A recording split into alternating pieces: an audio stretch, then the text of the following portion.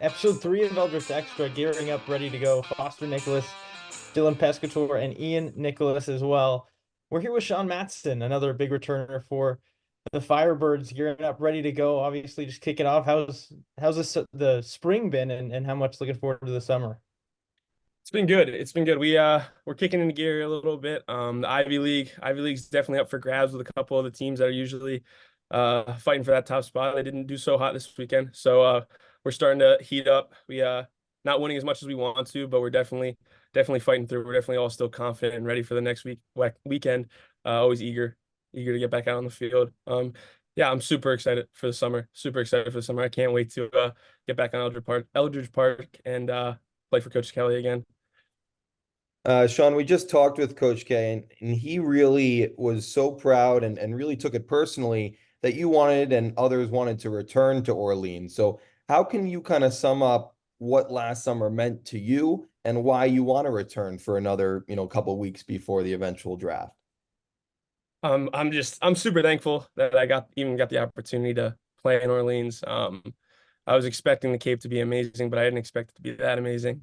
Playing under Skip, Coach Lawler, Cookie, Max, all those guys. It was great, and all the relationships that kind of started up. I wasn't gonna say no to another summer, that's for sure. I mean, I was begging Coach. I didn't have to beg him, but I knew if it came down to that, I'd get on my knees and I'd be like, Coach, let me back to Orleans for one more summer. I'm honestly just super excited that Skip gave me another opportunity to come back to Orleans, and my coaches were ready to put me back there. The big storyline of your season, Sean, I think everything maybe flipped for you in season. I mean, last summer, that Falmouth game on the road early on, you made that crazy diving catch out of a bullpen. And then after that, it looked like it was kind of your job to lose as the closer, and you took that thing by the horns. What was it like? I know you started and come out of a bullpen throughout your career, whether it's been summer or in college, to have a defined role all summer long and to become that role when it was late July, early August. It was pretty cool. So closing was new to me. School ball freshman year, I did a little bit of middle relief for a good amount of innings and started a little bit, and then started most of the games summer or in sophomore year. Got one close against Columbia, not a really high leverage situation. But yeah, it was really cool. I mean, I came out. We had Chris Clark returning last summer before he went off to the draft and got picked. So I was like, okay, so I'll probably come in before him. I wasn't expecting to take his job just yet. And then yeah, the Falmouth game, I think Skip, I was planning on coming in that game. I think it was the first game I closed, actually. Planning on coming in at some point that game, and then kind of let me know that I'll probably come in at the end. I didn't really wasn't positive that I was pitching that day. And then it felt good and it got into a little bit of a close game and put me out there, and it was pretty fun making that play, and all the guys got pretty excited. I could hear it from the dugout, so that was pretty special. And then yeah, I mean, settling into the role, it was fun. Obviously, it's different than just being in relief, because when you're in relief, you don't really know where you're throwing, but if you're closing, you kind of have an idea, like I can keep this routine, that routine, like I know it works for me. Kind of settled in. Cookie showed me the way with that, kind of gave me some experience tips on how to close, how to make sure my body was ready to get out there a couple days a week.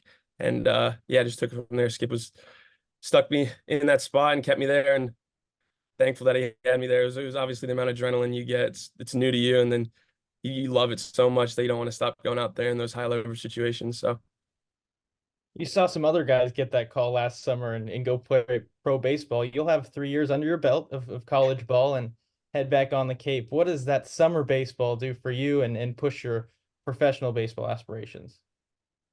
I mean, summer ball, it only helps. You get a little some extra innings on top of the spring, try new roles, kind of playing that warm weather in those different environments. I think summer ball is great. I mean, get more and more reps so that you're prepared for the spring. Obviously, college ball, it's very important. That's what you signed up for. So the coaches, Coach Decker, Coach Stark, Coach Cole, they all sent me to Orleans, make sure that I'm primed for the next spring. And yeah, it definitely helps playing the best players in the country as well. Ivy League's obviously a strong conference, and we have our early preseason strong teams that we're playing. But yeah, it's good. Obviously, it's just best players in the country getting out there on the Cape. There's nothing better. Helps you all the way through.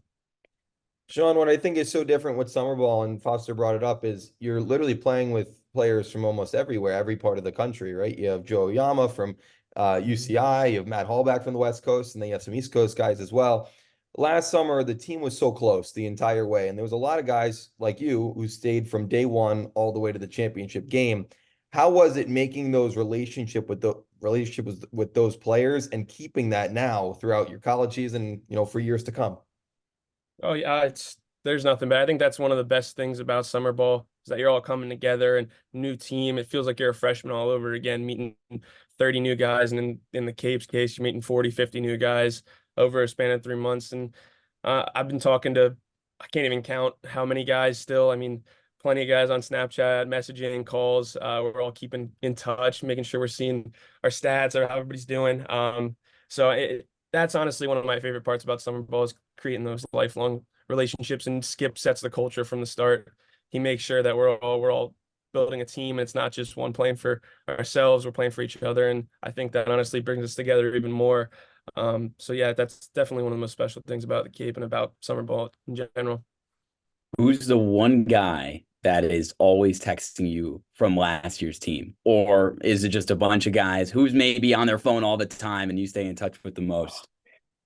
There's a I don't want bunch. to put anyone on the spot. Yeah. There's a bunch. I'll probably name off a few here. I got Ivan still. I got Chase, Nate Ward, Sam Aboki, Derek Clark, Jonathan Gonzalez. I'm trying to think of who else I've given a call, who else stay in touch with. That's probably the six few that I've definitely texted the most. I'm sure there's a bunch still in there. I mean, there's guys from my first summer of summer ball still that I'm texting a lot too. So yeah, probably those guys though from the Cape last year. The pitchers, they stay together. You Yeah. mentioned Chris already, the guy who a little bit of a mentor for your career, not only at Harvard, but in Orleans. But now you're in that role because Callan Thang is set to come to Orleans. So have you talked to him at all about your experience there? Or more importantly, what should fans expect from another member of Harvard coming to the Cape? He's a stud. He's a stud. The way he carries himself on the mound, you won't see much like it. I mean, he's a long, tall, big guy. Definitely runs that fastball up a little bit more than I do. Crazy stuff. Like he's definitely gonna show out for Harvard and for Orleans all summer. Fun guy to watch. He's a great kid too. Love him. He's been playing for us since freshman year. Last year he was rookie of the year in the Ivy League, so he's just a stud. I mean, there's a lot to expect out of him. And he's gonna live up to the hype that he's kind of coming into. I mean, you're killing it right now as well. You got an ERA just over 3, and the personal success all the way back to last year and even on the Cape last year. I guess, what has that meant to you, and where do you see yourself on this Harvard team you're on right now? Right now, I mean, just for Harvard, one of the guys. I mean, we're all in it together. I mean, what I'd love to see is more wins in the win column, because if we win more games, that's going to be more success for the team. So that's what's most important to me. I think the personal successes kind of come with the team wins. And it feels a lot better when you're winning as a team and as you're on your own. So yeah, no, it's good. I mean, the stats are important, but definitely the win comes, definitely the most important thing to me. So hopefully we start picking those up and we end up with a ring in the Ivy League. And that would be a great accomplishment. Sean, we talk so much about baseball, whether it be Harvard or on the Cape. What I think was so enjoyable about the Cape, whether it be a player, whether you be just visiting, some of the off the field stuff, right? Going to the beach, going to find new places to do. What were some of your favorite things to do, maybe on an off day or just a morning without a game that you got to do on the Cape? So you mentioned it, the beach. The beach on the off days was definitely fun. I mean, just relaxing together, kind of not really focused on anything except hanging out, building those relationships even more and more, having fun together, playing wiffle ball on the beach or swimming. That was definitely fun. I mean, on the off days, we'd always probably see each other at the gym. And yeah, those two things, honestly, there wasn't much else. I mean, we'd love just relaxing together. So the beach, I think, the gym, we golfed one time. I golfed with Wardy. Funny enough, Wardy, Dylan Jacobs, and Connor Eaton, and Wardy had a hole in one. First time I had ever played on a golf course. He hits it. We're looking for the ball. We're in the bushes because there was a bend going to the hole. We're looking in the bushes, and Connor goes, "Guys, there's a ball in the hole." And he looks at it, it's marked and everything. It was one of the craziest moments of my life. And it was the first time I was on a golf course. So yeah, we find things to do. I mean, there's plenty to do on the Cape. But yeah, we all just loved hanging out together, spending time together. I mean, you'd wake up to a text, "What are we doing today?" So yeah, there's a lot to do. Do we have an update on your golf game? Has it improved at all, or are you still close to zero? Um, Less slice, still chunking it a lot. Besides that, there's not much improvement. I'm still at that point where I'm not keeping track of my score because it's way too high. So we're working on it. I'll get there. I'll get there at some day. What I about love the what technical about the mini terms. golf game? The mini golf game on the Cape. Oh, How I is can that? putt. I can putt. Okay. I can putt. So the mini golf, I've been doing that my whole life. So I can putt a little bit. Yeah, I just gotta feel the green out the first time. First time I'm hitting one. But yeah, the mini golf game, that's a little bit better. That's definitely a little bit better. We've just gone down a rabbit hole, but we can't get out of it at this point. We But have. Sean, I think a highlight for me personally covering you this summer was your parents were out there in full force all the time, and you've got an athletic family. And I just gotta know, is Erin Matson gonna make a visit to the Cape this summer? I know she's busy, being the greatest field hockey player of all time, but do we think we can lock down a visit from Erin Matson, your sister?